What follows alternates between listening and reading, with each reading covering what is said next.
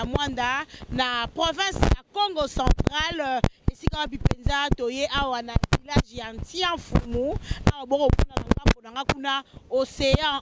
Atlantis esika wapi penza ba mbisi eko bima esika wapi penza ba pêcheur na biso vi na ba mobimba ba vivaka na kati na océan oyo po bazwa ba mbisi baloba ba mbisi bakende koteka mbisi oyo biso toliaka na ville ya Kinshasa mbisi ezaka trop cher mais awa bakobimisa mbisi oyo ba capitaine ba ndanza mbisi ebele ba monganza mbisi ebele bokola na biso de partout à travers Congo Lisanga Télévision to pesi bino mbote Congo Lisanga Télévision le quitter libino na ville ya Mwanda na Congo central boko zo ba interview lo lenge nini ba pêcheur na biso ba vivara awa na ville ya Mwanda na village Ntianfumu esika wapi penza boko mona ndenge oseye ko ganga ndeko tombolo mona oseye ko ganga ndeko Congo Lisanga ezali penda pasi mingi mbisi obiso tozwa kango za cher mais awa mbisi moins cher toti kama pena bolanda ba interview lo leke penza bon mona mai ndenge ko ganga mai oyo osea oyo mai ya mungwa babi mungwa epetolaka oh nyosa za masimu kana mai oyo te fumami bon moni ngani na koti na mai oyo mungwa nyoso yanga oyo zaki otutu etika na kati ya mayo ngala bibi nanga peto bokola na interview ba chef coutumier ba koloba vi na bango ba difficulté ni bakuta na na kati na village Ntianfumu awa na ville ya Mwanda ba difficulté ni bakuta na bango vraiment bon s'abonner massivement pour aimer pour partager la vidéo et on a malamu ni biso za so na Mwanda to lia bio to boyi na biso ona ko lia bipandi awa ka bio na bio capitaine na bio obimisa na maibo semo tomate mbuma bolie mokolele kibiso a mikolo toza ko séjourner na ville ya Mwanda esika bipeza toroya ko participer na matali ba esclavagisme boye ba koko na so ba ndeko teka ba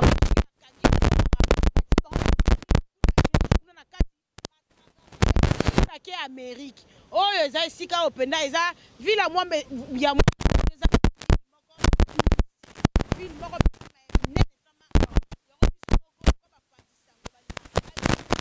kiti sur terrain toyeba eloko nyeleka totinga bolanda quelques interviews botala pe image ndenge maye ko ganga et puis tozongi tout juste après.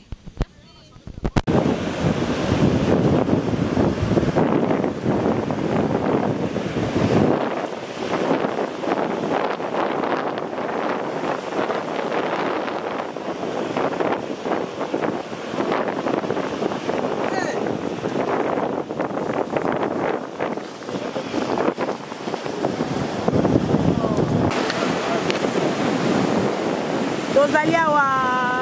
en direct ya ville ya Mwanda boko mona ndenge mai ko tomboka en direct ya ville ya Mwanda na océan Atlantis mboka na so Congo penda tozana ba richesse ebele yango mona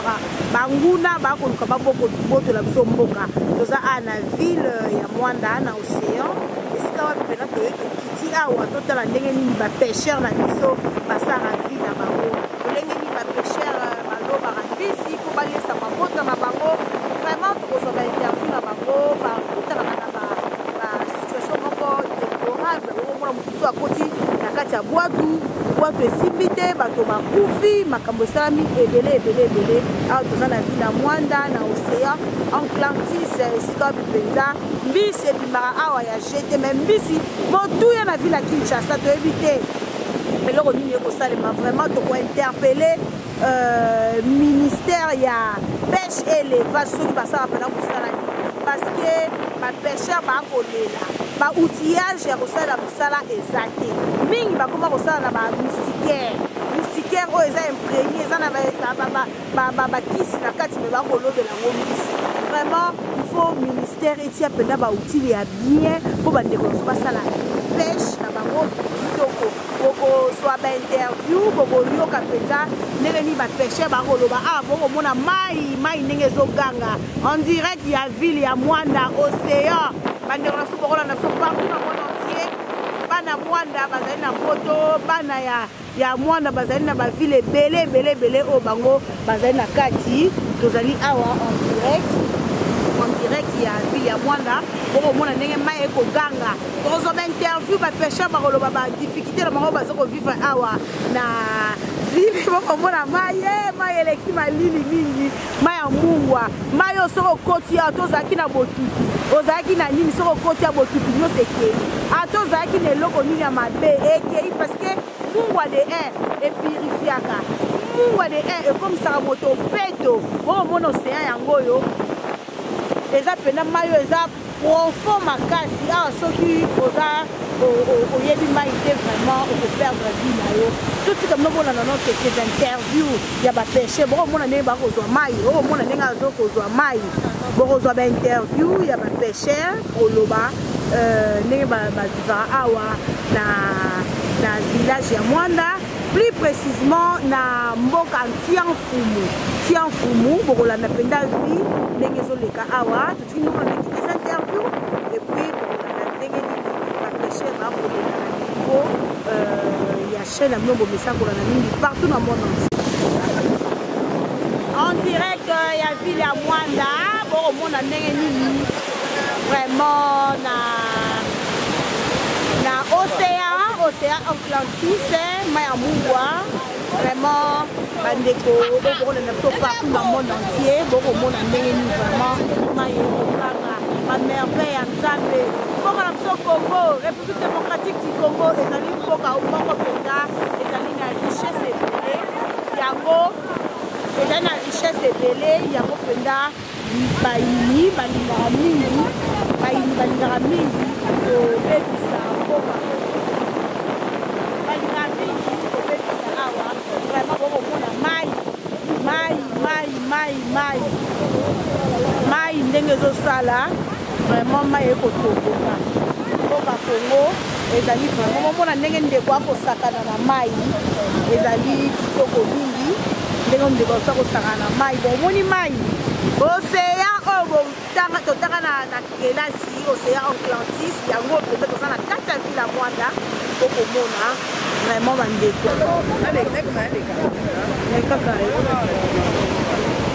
oyo mtoloba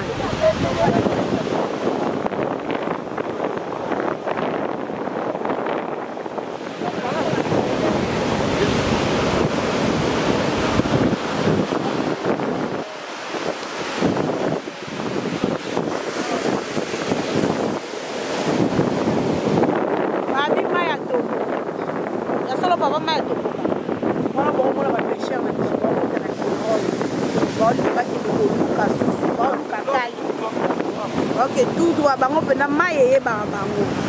oyo so omeki okota na kati ya mai oyo oyebi nage te vraiment odindi okei mingi mpe bakufa na kati ya mai oyo bango mo lokwa bayebi mai bomona ndenge baobongisa pirogue na bango po bakende koloba mbisi bomona mai ndenge ezoganga kuna mai o mai etombo mutuka nda tombokaka mai mpe atombokaka bomona mai wana mai likamwisi ya Nzambe Kongo eza mboka moko eza mpenza na biloko ya malonga ya komonaka banguna balinga mingi eza mboka Kongo eza pirogue ya papa ango bomata na kati mpe bokokatisa kuna ngambo so bokotisi na kati ndeni bozwi mbisi bokoti bafile na bino na kati vraiment oyo bandeka biso bapêcher bango oyo bakobongama mpo bakota na kati ya pirogue bakende koluka pirogue yango oyo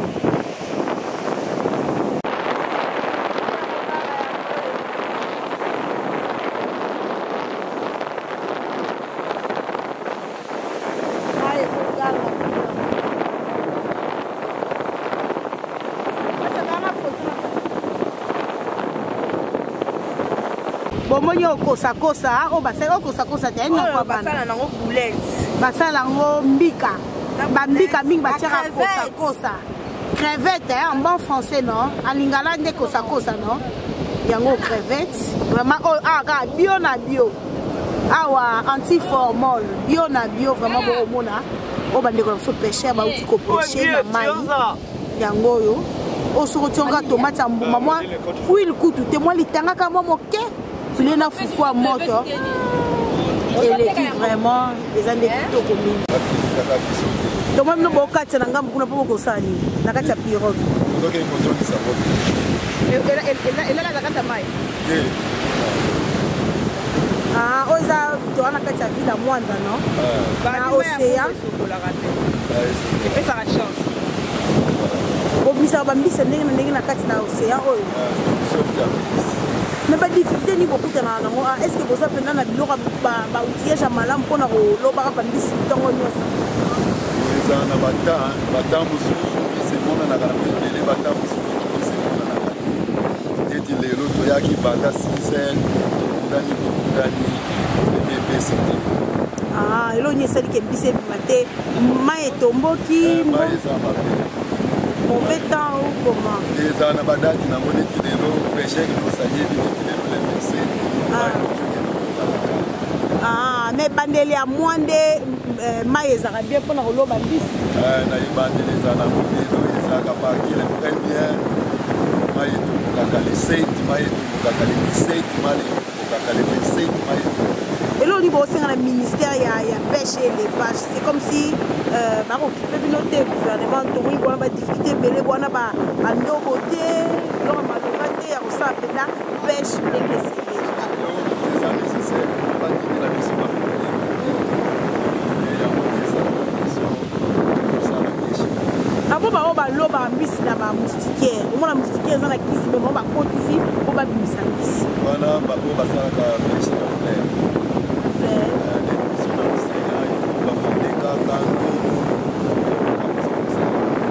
vraiment boumeli awa okota chaque jour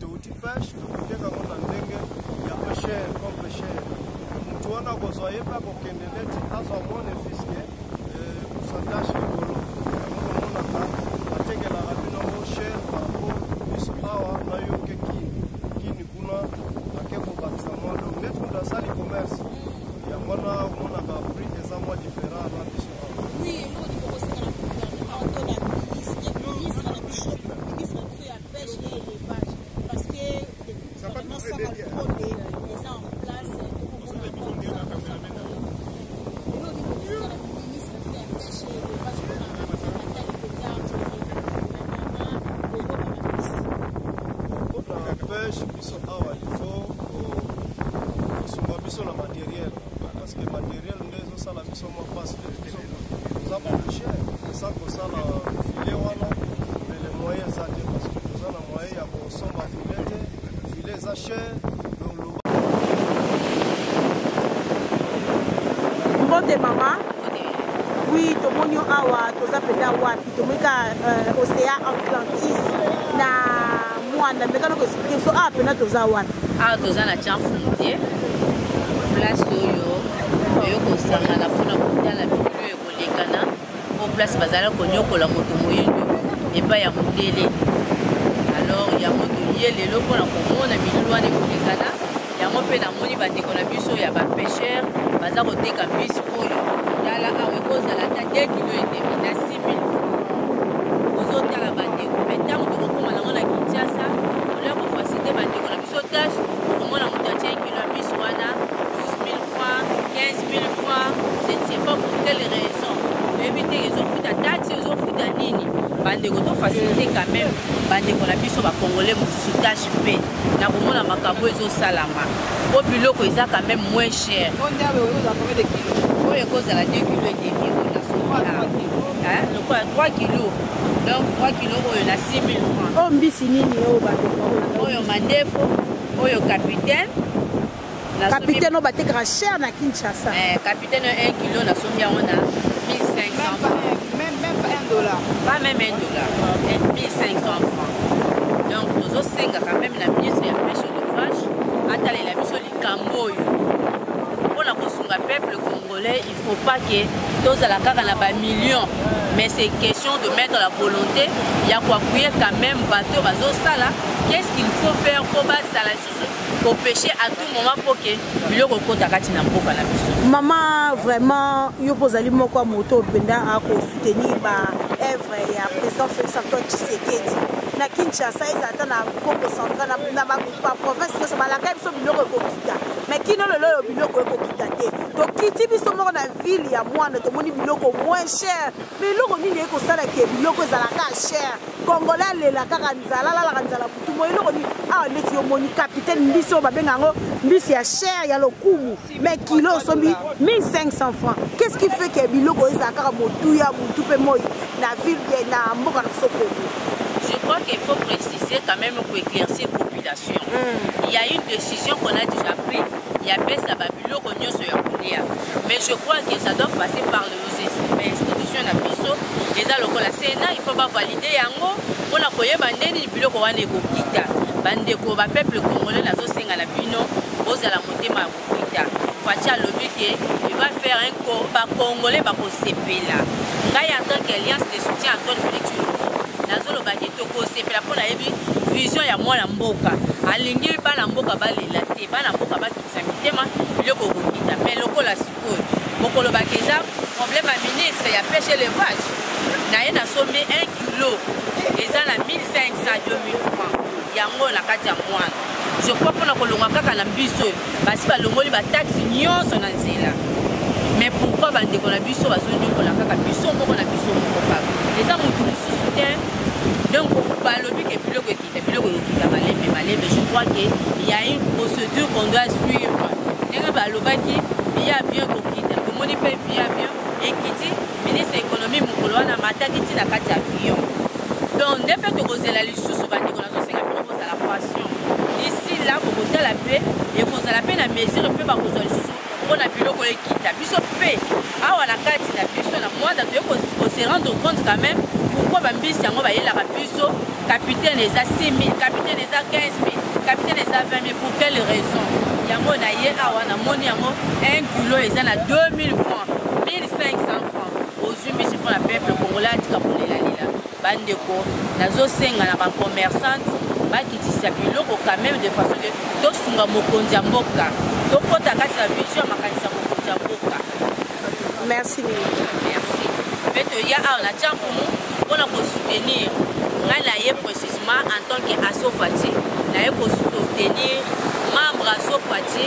chef Nzinga, chef à regroupement oyo prêtre traditionnel oyo bayebani awa na Tchamfu nyonso mobimba azali membre alliance de soutien à Antoine Félix Tshilombo awa na Mwanda. Précisément j'ai reçu son invitation verbale à m'appeler par téléphone no mamani il faut ya ko assister ninga kosala ba cérémonie à centrale na ye awa na festival oyo kolekana oyo babanda konyokola mutu mwindu awa na Mwanda précisément na Tchamfu. Mais place oyo biso kozomona place oyo tozali ezalaki place bato azalaki kotelema oya komema banegre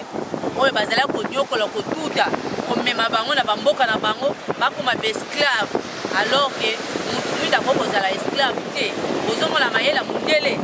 les Congolais tolingana tosungana totikala bomoko otokota kati na vision ya mokonzi ya mboka po vision ya chef de l'état ezali komema développement komema changement ya mentalité d'abord. En tout cas bandeko tokota na vision tosunga mokonzi ya mboka place nyonso okozala ozala oza mwana mwanda ozala oza na kota Tchamfu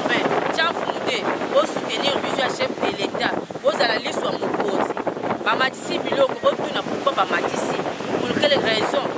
Mais singa nde ya nini ndenge bazobeke singa basalelaka pêche eza cher tokoyeba ndenge nini ministre ya pêche élevage atalela bapêcheur makambo wana ya basinga na bango bandombo na bango po eke biloko wana ekita efacilité mwana mboka azwa moya ya kolia asepela lokola Fati Beto aza na pouvoir. Merci minimum. Merci madame. Vraiment bokomona tokokomba kaka na bainterview tokokomba na bainterview tobaloba vraiment eloko nini esalaka mbisi na Congo na Kinshasa ezala motuya mais awa na Mwanda mbisi moins cher bomoni capitaine mbiso a cher oyo bateka yango ba 50 000 bateka yango ba 30 000 mais okomona mbisi awa eloko pamba wana mai ekotomboka bomoni vague ndenge ekosalema mbonge mai ekotomboka vraiment Congo est dans la richesse ébélée, Congo est dans la richesse ébélée. Donc, c'est na président Fati vraiment qui a congolais, la Kimia congolais il y a bien avant de bien et de là, madame, voilà, océan, on a mai ndenge et ko tambola, mai ndenge ko tambola bande ko pe ba ye tourisme, bande ko ba ye tourisme vraiment, mai ko tambola. Ba ye tourisme, ministre national Modéro Nzimba, Mwana ya Mwanda, Eli ya Mwanda. En tout cas, nous sommes derrière vous. En tout cas, Alliance des soutiens de Félix Tshisekedi azali ko sepela la ba innovation il y a ba modèle aux salake tourisme ezwa ampleur na yango na kati ya Mwanda. Komoni Mwanda eza place moko ba plage ezali ndenge tomonaka na poto bato baye na plage bazosokola yango tokosenga mpe ministre Modéro asalela biso yango awa mpona bana mboka basepela bana mboka bamona basepela mpenza ke non mokonzi Modéro ministre ya tourisme azosala mosala na ye. Vraiment merci son excellence, monsieur le ministre du tourisme, nous sommes derrière vous pour vous soutenir comme nous soutenons les actions des chefs de l'État. Nous sommes là à Mwanda, nous attendons l'arrivée du ministre du tourisme Modéro Nzimba. Merci beaucoup. Merci. Ville à Mwanda, ville Moki. Voilà, merci.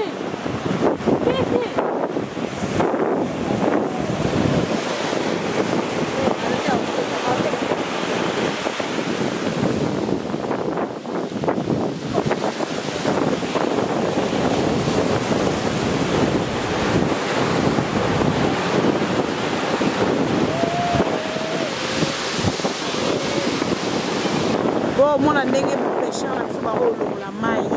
po masuwa mpenda po atu mpenda ezala na mai te po bakota bakolongola mbisi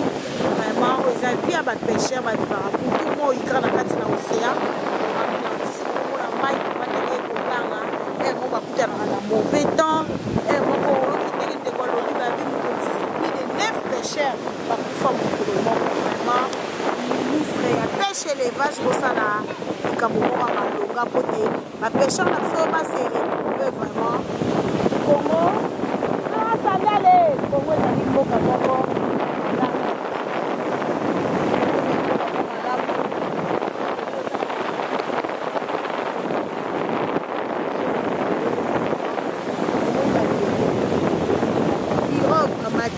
bakoluka nkai yo